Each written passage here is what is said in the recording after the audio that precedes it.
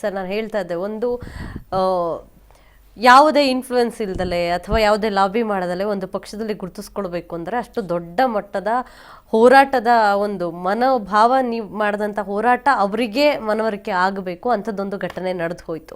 ಅದಾದ ನಂತರ ಯಾವ ರೀತಿ ಇತ್ತು ಸರ್ ನಿಮ್ಮ ಬೆಳವಣಿಗೆ ಪಕ್ಷದಲ್ಲಿ? 2008ರಲ್ಲಿ ಪಕ್ಷದಲ್ಲಿ ಏನು ನಮ್ಮ ಸಾಂಸ್ಥಿಕ ಚುನಾವಣೆಗಳು ಅಂತ ನಡೀಬೇಕಾಗಿತ್ತು. ಆ ಸಂದರ್ಭದಲ್ಲಿ ಮಾಜಿ ಶಾಸಕರಾದಂಥ ಶ್ರೀ ನಾರಾಯಣರಾವ್ ಅವ್ರನ್ನ ಅಲ್ಲಿ ಸಂಚಾಲಕರನ್ನಾಗಿ ತಂದು ಕೂಡಿಸಿದ್ರು. ಅವರು ಅಲ್ಲಿ ನಾನು ಆ ಒಂದು ಚುನಾವಣಾ ಸಂದರ್ಭದಲ್ಲಿ ಒಂದು 3-4 ತಿಂಗಳು ನನ್ನ ಓಡಾಟ, ನನ್ನ ಕೆಲಸ ಕಾರ್ಯ, ಹಗಲು ರಾತ್ರಿ ಅಂದಿರ ದುಡಿತಕ್ಕಂಥದ್ದು. ಅವಾಗೆಲ್ಲ ಎಲೆಕ್ಷನ್ ಆ ಒಂದು ಜೋಶ್ ಇತ್ತು ನಮ್ಮ ಆರ್ಗನೈಸೇಷನಲ್ ಎಲೆಕ್ಷನ್ನಲ್ಲಿ, ಇನ್ಸ್ಟಿಟ್ಯೂಷನಲ್ ಎಲೆಕ್ಷನ್ ಅಂತಾರೆ ಒಂದು ಜೋಶ್ ಇತ್ತು ನಮಗೆ. ಅದೆಲ್ಲ ನಾನು ಇಡೀ ಎಲ್ಲ 28 ಕ್ಷೇತ್ರದಲ್ಲೂ ಸಹಿತ ನನ್ನನ್ನು ಅಸಿಸ್ಟೆಂಟ್ ರಿಟರ್ನಿಂಗ್ ಆಫೀಸರ್ ಆಗಿ ಅಪಾಯಿಂಟ್ಮೆಂಟ್ ಮಾಡಿದರು ನಾರಾಯಣರಾವ್ ಅವರು. ಅದಕ್ಕೆ ಒಂದು ಶಕ್ತಿಯನ್ನು ತುಂಬಿದಂಥವರು ಈಶ್ವರಯ್ಯ ಅಂತ ಅವತ್ತಿಗೆ ಮಾಧ್ಯಮ ಕಾರ್ಯದರ್ಶಿಯಾಗಿದ್ದರು. ಅವರು ಹೇಳಿಬಿಟ್ಟು ಹುಡುಗ ಓಡಾಡ್ಕೊಂಡಿದ್ದಾನೆ, ಆ್ಯಕ್ಟಿವ್ ಆಗಿದ್ದಾನೆ, ಇವ್ರನ್ನ ARO ಮಾಡಿ ಅಂತ ಅಂದ್ಬಿಟ್ಟು ನಾರಾಯಣರಾವ್ ಅವ್ರಿಗೆ ಹೇಳಿ ARO ಮಾಡಿಸಿದ್ರು. ನಾನು ARO ಆಗಿ ಇಡೀ 28 ಕಾನ್ಸ್ಟಿಟ್ಯೂನ್ಸಿಗಳಲ್ಲಿ ಓಡಾಡಿಕೊಂಡು ನಮ್ಮ ರಿಟರ್ನಿಂಗ್ ಆಫೀಸರ್ ಜೊತೆಯಲ್ಲಿ ಎಲ್ಲ ಎಲೆಕ್ಷನ್ಗಳು ಎಲ್ಲ ಏನು ಪ್ರಾಥಮಿಕ ಘಟಕದಿಂದ ಹಿಡಿದು ಪ್ರಾಥಮಿಕ ಘಟಕ, ವಾರ್ಡ್ ಮಟ್ಟದ್ದು, ಕಾನ್ಸ್ಟಿಟ್ಯೂನ್ಸಿ ಮಟ್ಟದ್ದು, ಜಿಲ್ಲಾ ಮಟ್ಟದ್ದು ಎಲ್ಲನೂ ನಾನು ಎಲೆಕ್ಷನ್ಸನ್ನು ಬಹಳ ಒಂದು ಶಿಸ್ತಾಗಿ ನಡೆಸ್ಕೊಂಡು ಬಂದಿದ್ದನ್ನು ಒಂದು 3 ತಿಂಗಳು ಒಂದು ಪೂರ್ತಿ ಅದು ಒಂದು ಕಾರ್ಯಕ್ರಮ. ಅದನ್ನು ನೋಡಿದಂಥ ನಾರಾಯಣರಾವ್ ಅವರು ಭಾಳ ಆ್ಯಕ್ಟಿವ್ ಆಗಿದ್ದಾರೆ ಹಾಗೆ ಅಂತ ಅಂದ್ಬಿಟ್ಟು ಅವತ್ತಿಗೆ ನನ್ನನ್ನು ನಗರದ ಪ್ರಧಾನ ಕಾರ್ಯದರ್ಶಿಯನ್ನಾಗಿ ನೇಮಕ ಮಾಡಿದರು 2008ರಲ್ಲಿ. ನಂತರದಲ್ಲಿ ರತನ್ ಸಿಂಗ್ರವರು ಅಧಿಕಾರವನ್ನು ವಹಿಸಿಕೊಂಡ ನಂತರದಲ್ಲಿ ನನ್ನನ್ನು ಅವರು ಮಾಧ್ಯಮ ಕಾರ್ಯದರ್ಶಿ ಅಂತ ಮಾಡಿದರು. ರೈಟಿಂಗ್ ಇದೆ, ಒಳ್ಳೆ ಕ್ವಾಲಿಫಿಕೇಷನ್ ಇದೆ ಅವರಿಗೆ, ಇಷ್ಟೊಂದು ಡಿಗ್ರಿಗಳು ಮಾಡ್ಕೊಂಡಿದ್ದಾರೆ.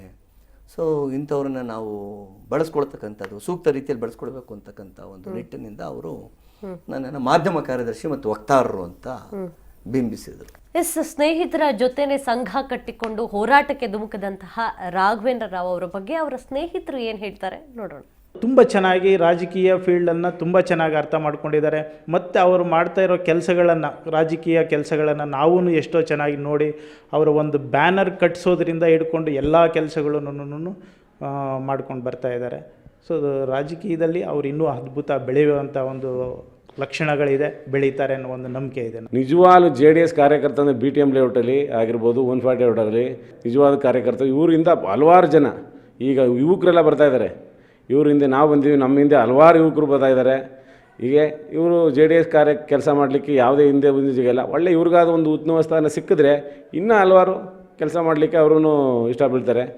ಹೆಂಗಿದ್ದಾರೆ ಅವ್ರು ಏನು ಹೇಳ್ತಾರೆ ಅದು ಮಾಡ್ಕೊಂಡು ಹೋಗಿದ್ದಾರೆ. ಇನ್ನೂ ಏನಾದ್ರು ಒಳ್ಳೆ ಜವಾಬ್ದಾರಿ ಅಂತ ಜಾಗ ಸಿಕ್ಕಿದ್ರೆ ಅವ್ರಿಗೆ ನಿಜವಾಗ್ಲೂ ಅವರು JDS ಪಕ್ಷಕ್ಕೆ ಕೆಲಸ ಮಾಡ್ಕೊಂಡು ಇನ್ನೂ ಹಲವಾರು ಹೆಚ್ಚಾದ ಕೆಲಸಗಳು ಮಾಡಲಿಕ್ಕೆ ಹೇಳಕ್ಕೆ ಇಷ್ಟಪಡ್ತೀನಿ ನಾನು. ಎಸ್ ಸರ್, ನೀವು ಒಂದು ಮಾತನ್ನು ಹೇಳಿದ್ರಿ ಸರ್, ಕ್ವಾಲಿಫಿಕೇಷನ್ ಇದೆ, ತುಂಬ ಡಿಗ್ರಿಗಳನ್ನು ಮಾಡ್ಕೊಂಡಿದ್ದಾರೆ ಅಂತ ಹೇಳಿ. ಆ ಹಂತದಲ್ಲಿ ನಿಮ್ಮ ತಂದೆಗೆ ಶಿಕ್ಷಕರಷ್ಟೇ ಆಗೋದು ಬೇಡ, ಅದಷ್ಟೇ ಬದುಕಲಿಕ್ಕೆ ಸಾಧ್ಯ ಇಲ್ಲ ಇವತ್ತಿನ ಜೀವನದಲ್ಲಿ ಅಂತ ಅವ್ರು ಹೇಳಿದರು. ಅದಾದ ನಂತರ ನೀವು ಡಾಕ್ಟರ್ ರಾಘವೇಂದ್ರ ರಾವ್ ಈಗ. ಸೊ ಹೆಂಗೆ ಏನೆಲ್ಲ ಓದಿದ್ರಿ? ನಿಮ್ಮ ಯಶಸ್ಸನ್ನು ನೋಡಿದಂಥ ನಿಮ್ಮ ತಂದೆ ಯಾವ ರೀತಿ ನಿಮ್ಮ ಬಗ್ಗೆ ಹೆಮ್ಮೆ ಪಡ್ತಾ ಇದ್ರು? ನಾನು ಅದೇ ಬೇಸಿಕ್ಕಾಗಿ ಡಿಪ್ಲೊಮೊ ಮುಗಿಸಿ ನಂತರದಲ್ಲಿ ಎಜುಕೇಷನನ್ನು ಬ್ರೇಕ್ ಆಯಿತು. ನನಗೆ ಎಜುಕೇಷನ್ 4-5 ವರ್ಷ ಬ್ರೇಕ್ ಆಯಿತು. ಯಾವಾಗ ಶಾಲೆಯನ್ನು ಶುರು ಮಾಡಿದೆ ಆಗ ನನಗನ್ನಿಸ್ತು ಬರೀ ಡಿಪ್ಲೊಮೊ ಕ್ವಾಲಿಫಿಕೇಷನ್ ಇಟ್ಕೊಂಡು ನಾನು ಶಾಲೆಯನ್ನು ನಡೆಸಲಿಕ್ಕೆ ಕಷ್ಟ ಆಗುತ್ತೆ, ನಾನು ಕ್ವಾಲಿಫಿಕೇಷನನ್ನು ಇಂಪ್ರೂವ್ ಮಾಡ್ಕೊಳ್ಬೇಕು ಅಂತಕ್ಕಂಥ ದೃಷ್ಟಿಯಿಂದ ಆಗ ಬೆಂಗಳೂರು ಯೂನಿವರ್ಸಿಟಿ ಕರೆಸ್ಪಾಂಡೆನ್ಸಲ್ಲಿ ನಾನು ಡಿಗ್ರಿ ಕಟ್ಟಿದೆ. ಡಿಗ್ರಿಗೆ ಕಟ್ಟಿ ಡಿಗ್ರಿ ಪಾಸ್ ಮಾಡಿಕೊಂಡು ಕರೆಸ್ಪಾಂಡೆನ್ಸಲ್ಲಿ ನಂತರದಲ್ಲಿ LLB ಜಾಯಿನ್ ಆದೆ. ರೆಗ್ಯುಲರ್ ಕಾಲೇಜು, ರೆಗ್ಯುಲರ್ ಕಾಲೇಜಲ್ಲಿ LLB ಜಾಯಿನ್ ಆಗಿ ಸರ್ವೋದಯ ಲಾ ಕಾಲೇಜಲ್ಲಿ LLBಯನ್ನು ಮುಗಿಸಿ ನಂತರದಲ್ಲಿ B.Ed ಅನ್ನು ಮುಗಿಸ್ಕೊಂಡೆ.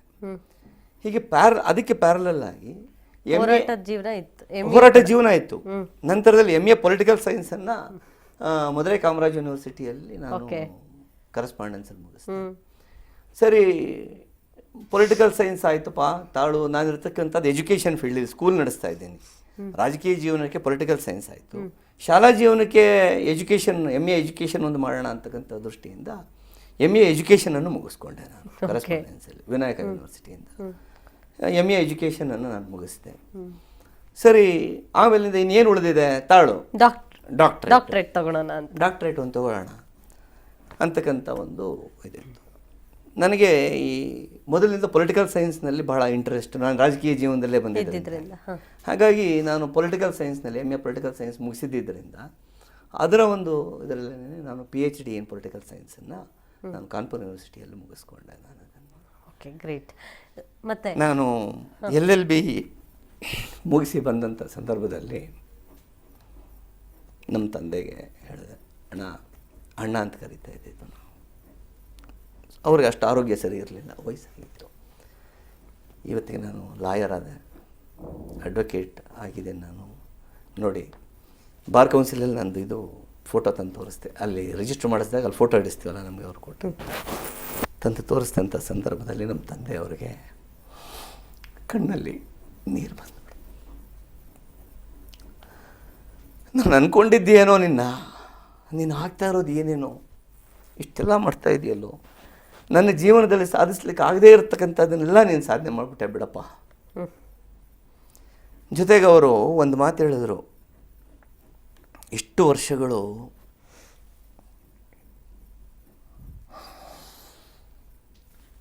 ಮೇಷ್ಟ್ರ ಮಗ ರಘು ಅಂತ ಕರಿತಾ ಇದ್ದರು ನಿನ್ನ. ಪುಟ್ಟಣ್ಣ ಅಂತ ಕರಿತಾ ಇದ್ರು. ಪುಟ್ಟಣ್ಣ ವಸಂತರಾಮಕೃಷ್ಣನ ಮಗ ರಘು, ಮೇಷ್ಟ್ರ ಮಗ ರಘು ಅಂತ ಕರಿತಾ ಇದ್ದರು. ಈಗ ನಿನ್ನ ಸಾಧನೆಯಿಂದಾಗಿ ರಘು ಅವರಪ್ಪ ಮೇಷ್ಟ್ರು ಅಂತ ಹೇಳಿಸ್ಕೊಳ್ತಕ್ಕಂಥ ಒಂದು ಭಾಗ್ಯ ನನಗೆ ಬಂದಿದೆ. ದೇವರು ಒಳ್ಳೇದು ಮಾಡಲಿ. ಅದಕ್ಕಿಂತ ಇನ್ನೇನು ಬೇಕು ಜೀವನದಲ್ಲಿ ಸಾರ್ಥಕತೆ? ಅವರ ಆಶೀರ್ವಾದವೇ, ನನ್ನ ತಂದೆ ತಾಯಿ ಆಶೀರ್ವಾದ, ಗುರುಗಳ ಆಶೀರ್ವಾದವೇ ನನ್ನನ್ನು ಈ ಮಟ್ಟಕ್ಕೆ ತಂದು ನಿಲ್ಲಿಸಿದೆ ಅಂದರೆ ಎರಡನೇ ಮಾತಿಲ್ಲ. ಇದಿಷ್ಟೇ ಸಾಕಾಗೋದಿಲ್ಲ.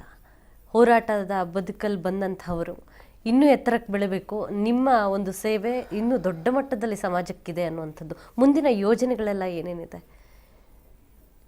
ಈಗ ಏನು ನನ್ನ ಪಕ್ಷದ ಮಟ್ಟದಲ್ಲಿ ನಾನು ದುಡ್ಕೊಂಡು ಬರ್ತಾ ಇದ್ದೇನೆ.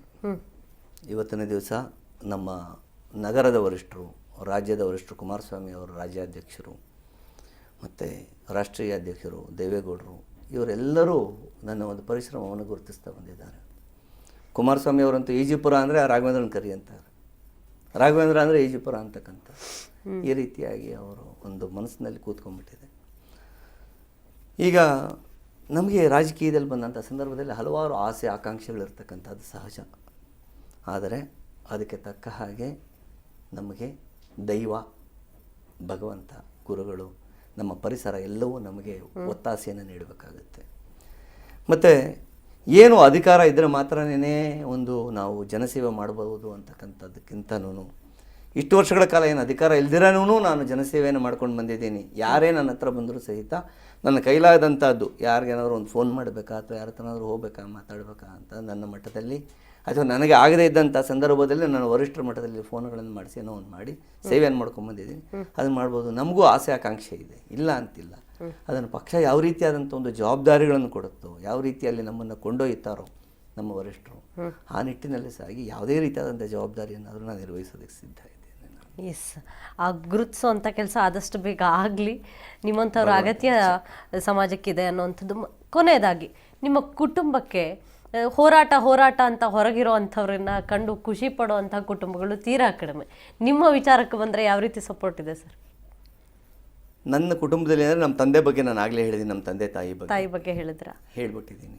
ಅವರಿಬ್ಬರದು ನನಗೆ ಮೊದಲಿನಿಂದನೂ ಸಪೋರ್ಟ್. ಏನೋ ಬೆಳಗ್ಗೆ ಹೋಗ್ತಾನೆ, ರಾತ್ರಿ ಬರ್ತಾನೆ, ಆಯ್ತಪ್ಪ ಅವನ್ನ ಡಿಸ್ಟರ್ಬ್ ಮಾಡೋದು ಬೇಡ, ನಾವು ಇದ್ರಲ್ಲಿ ಬೇಗ ಬಾ, ಇದ್ರಲ್ಲಿ ಸೇಫ್ ಆಗಿರು. ನಮ್ಮ ತಂದೆ ತಾಯಿ ಹೇಳ್ತಕ್ಕಂಥದ್ದು ಸೇಫ್ ಆಗಿರು, ಈ ರಾಜಕೀಯ ಅಂತಕ್ಕಂಥದ್ದು ಬಹಳ ಕೆಟ್ಟದ್ದು, ಹೇಗೆ ಏನು ಇತ್ತು ಅಂತ ಹೇಳ್ಕೊಂಡು ಹುಷಾರಾಗಿರು ಅಂತಕ್ಕಂಥದ್ದು. ನನ್ನ ಪತ್ನಿ, ನಾನು ಮದುವೆ ಆಗೋದಕ್ಕಿಂತ ಮುಂಚೆನೇ ರಾಜಕೀಯ ಜೀವನದಲ್ಲಿ, ಸಾಮಾಜಿಕ ಜೀವನದಲ್ಲಿ ನಾನು ಬಂದಿದ್ದರಿಂದಾಗಿ ನನ್ನ ಮದುವೆ ಆಗೋದಕ್ಕಿಂತ ಮುಂಚೆನೇ ನನ್ನ ಶ್ರೀಮತಿಯವರೊಂದಿಗೆ ನಾನು ಹೇಳ್ಬಿಟ್ಟಿದ್ದೆ, ಗೊತ್ತಿದ್ದೆ ಮದುವೆ ಆಗಿದ್ದಾರೆ. ಸೊ ಹಾಗಾಗಿ ಸಮಸ್ಯೆ ಅವರಿಗೆ ನಾನು ಹೇಳ್ಬಿಟ್ಟಿದ್ದೆ, ಇಲ್ಲ ನಾನು ಇದು ಮಾಡಲಿಕ್ಕಾಗಲ್ಲ, ನನ್ನ ಸಾಮಾಜಿಕ ಜೀವನದಲ್ಲಿ ಯಾವ ರೀತಿಯಾಗಿ ನಾನು ತೊಡಗಿಸ್ಕೊಂಡಿದ್ದೀನೋ ಇದೇ ರೀತಿಯಾಗಿ ಮುಂದುವರಿಬೇಕಾಗತ್ತೆ ನಾನು.